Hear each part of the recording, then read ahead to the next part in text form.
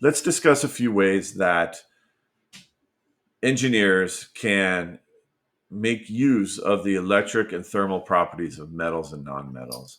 When you strum an electric guitar, it causes the wood to vibrate, and the electric guitar has these little devices in it called pickups.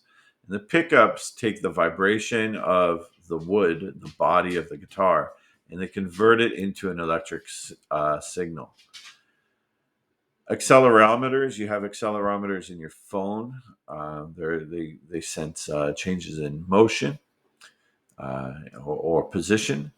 We sonar equipment and some pressure sensors work in a similar way. They use devices called piezoelectric crystals, and those are crystals that become polarized electrically when pressure is applied to them.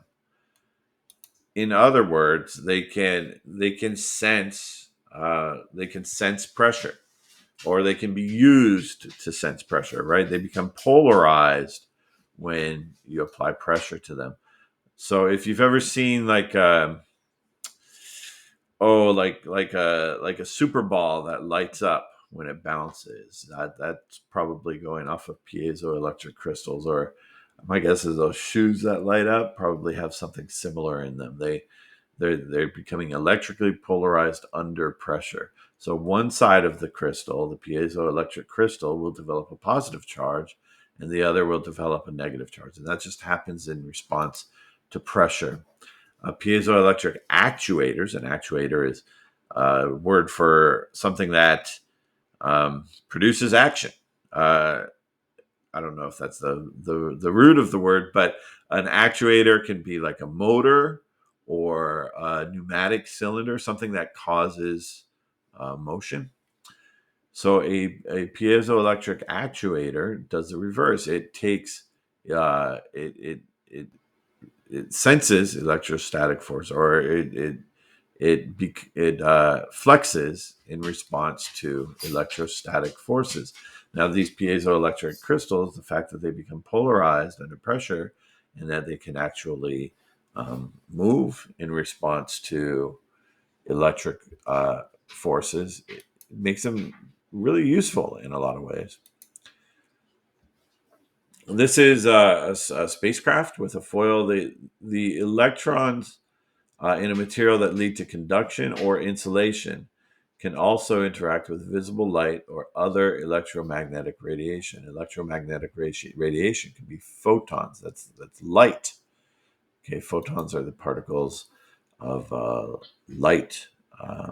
So this type of super thin, shiny metal foil has been put on. It probably looks familiar to you. They has been used on the outer layer of thermal insulation in space. This is an image of the Cassini spacecraft, which launched quite a while ago. But you've seen this images of spacecraft with foil like this throughout the history of people sending spacecraft into space, right? Even on very old satellites and launch vehicles, or not launch vehicles, but satellites and spacecraft, you can see this foil. And it always seemed kind of weird to me that it looked so fragile. And in fact, it is very fragile. And something like that was used to protect objects in space.